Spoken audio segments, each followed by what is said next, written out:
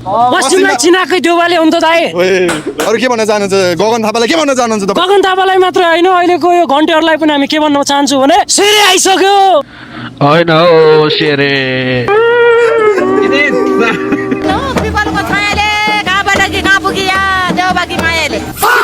शेरबहादुर देउपा नै हामीलाई सभापति पनि, आउने दिनमा प्रधानमन्त्री पनि शेरबहादुर देउपा नै हामीलाई चाहियो।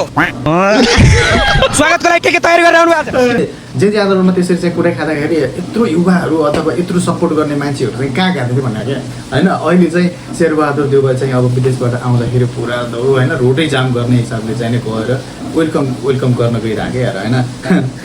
के तयारी गर्नु? भेट्ने लिएर जाने नि। भेट हुन दिएन भने प्रहरीले होइन प्रहरी दिएन भने भोलि भेट्ने नि।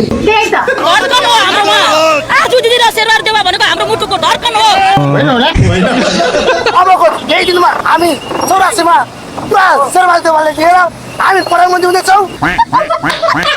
यो दृश्य हेरौँ, यो प्रधानमन्त्री हुँदैछौ यार, प्रधानमन्त्री बनाउने हो कि यार आफू हुने हो कि अर्कालाई बनाउने हो प्रधानमन्त्री यार?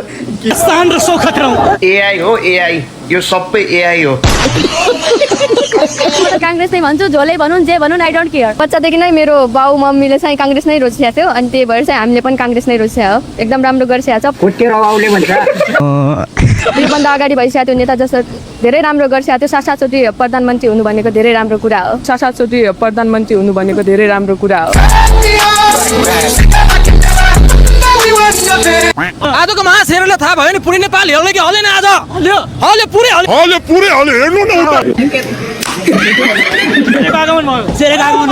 अब गगनले सानीपा खाली गर्दा हुन्छ।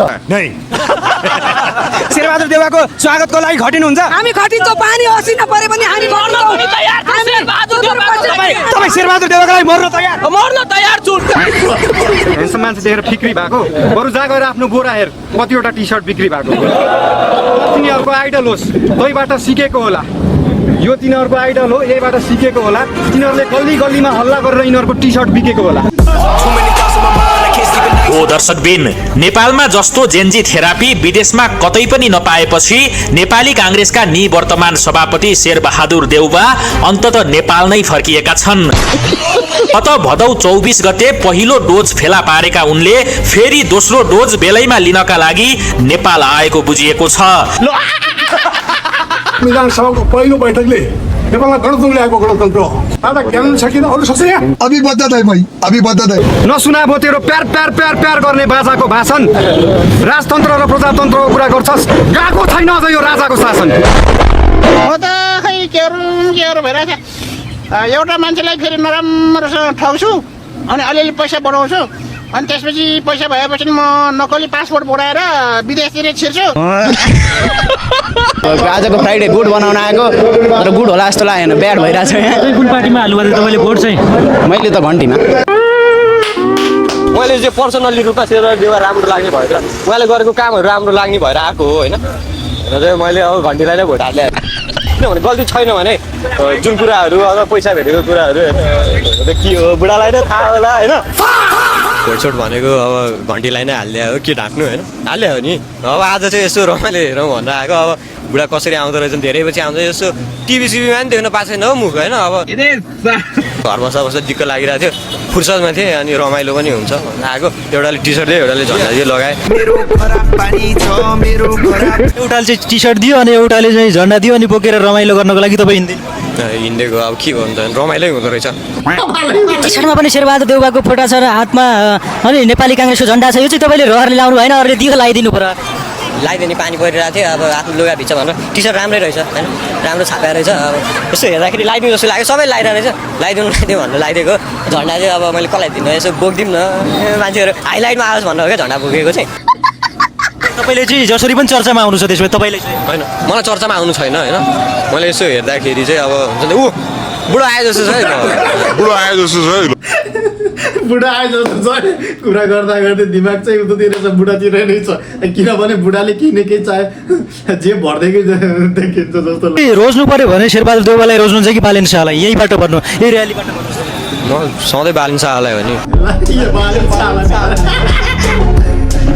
बालिन शाहलाई हो नि। बुढालाई पनि अलिअलि सपोर्ट त गर्ने हो, गरे पनि हो, के गरे बुढाले लास्ट पैसा जम्मा गरेछन् के। तपाईँ जेन्जी आन्दोलनमा हुनुहुन्थ्यो कि हुनुहुन्थेन? शेरबहादुर देउवाको घरमा पैसा भेटियो भन्ने त्यो सत्य हो कि झुटो कि के हो? सत्य हो नि यार, त्यो हाम्रो साथीहरूले होइन त्यति पैसा ल्याएको रे क्या। अब म त गएन, म त बसिरहेको थिएँ घरमै लाइभ साइभ हेरिरहेको थिएँ होइन। तर हुन्छ नि त पैसा चाहिँ रियल रहेछ, बुढा धनी रहेछन् क्या, भ्रष्टाचार गरेर जम्मा गरेको होला हुनु चाहिँ। आयो यताबाट, आयो यताबाट। यहाँ पनि कुटपिट गर्ला नि तपाईँले चाहिँ अब राजसभा भनेर अब काङ्ग्रेसको टी सर्ट लगाएर अनि राजसभालाई भोट हालेको भन्दै। यहाँ आएको मान्छेहरू मध्ये होइन 90% राजसभालाई नै भोट हालेको छ क्या। त्यो त यसो हुन्छ नि त, त्यतिको पनि रमाइलो हुँदो रहेछ, भेटघाट यताउति गाना भजन होइन, त्यसै हो। यहाँ आएको मान्छेहरूले सबैले काङ्ग्रेसलाई सपोर्ट गर्दैन क्या, मै गर्दिनँ, मलाई थाहा छ नि। एउटा मूर्ख, अर्को पटमूर्ख र महामूर्ख।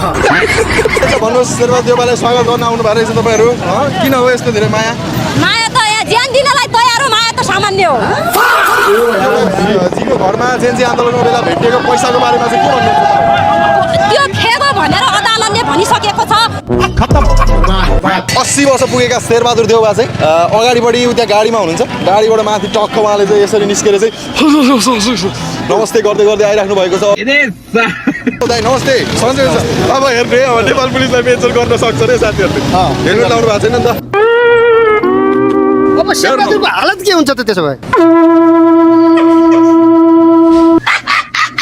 आज जनताको भिड देखेर चाहिँ शेरबहादुर देउवा बहुत हौसिएका छन्। तपाईँको जिन्दगीभर नाच्ने शेरबहादुर देउवा आज जनताको अगाडि हात हल्लाएर हाँस्दै आएका छन् भने हो त, कुरो ठिक हो त। त्यो जनता अगाडि हाँस्नु भनेको ती जनता, उहाँको अगाडि पछाडि लाग्ने जनता को थाहा छ? सबै बाख्रा। बाख्रा किन बाख्रा भने थाहा छ? गगन थापाले गाउँभरिको बाख्रा जम्मा गरेर कृषिबाट लोन खायो 72 करोड हो। अब उहाँ त्यही बाख्राको चाहिँ झोल खाएको बन्या प्रधानमन्त्री 5 चोटि, अनि उहाँहरू पछाडि लाग्ने पनि त्यही बाख्राको मासु खाएर पछाडि लाग्नु भयो। शेरबहादुरजी पश्चिमको राजकुमार भनेर बिपी कोइराला भन्नुहुन्थ्यो।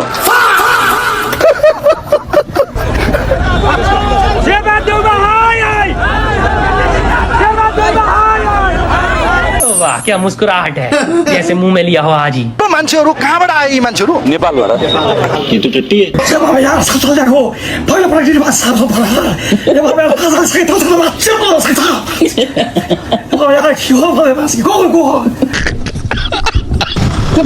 रियल हो कि फेक हो? खासमा रियल हो नि। पैसा बुढा धनी रहेछन्, भ्रष्टाचार नि गऱ्यो होला नि होइन। अब पोस्टमा भएको मान्छेले गर्छ। सानोमा के होइन, आमाले तरकारी किन्न पठायो भने नि होइन 20 रुपियाँमा तरकारी किन्न पठायो भने फिर्ता आएको 5 रुपियाँ आफैले राख्छ क्या बच्चाले होइन। बच्चादेखि नै भ्रष्टाचार हुन्छ भने नेपालमा। यो भिडियो भने पर्वत बस्नेत युट्युब च्यानलबाट आएको यो भिडियो सो इन्ट्रेस्टिङ बनाउनु भएको रहेछ उहाँले होइन। सो इन्टरटेनमेन्ट वालो अथवा वास्तविक जे छ त्यही हाल्नु भएको रहेछ। र सो शेरबहादुर देउवा जब जेन्जी आन्दोलनको क्रममा चाहिँ घाइते भएका थिए र घाइते पारिएको थियो होइन, हानकुट मारकुट यसो लाएर बुढाले अलिकति पाएकै थियो त्यो बेलामा होइन।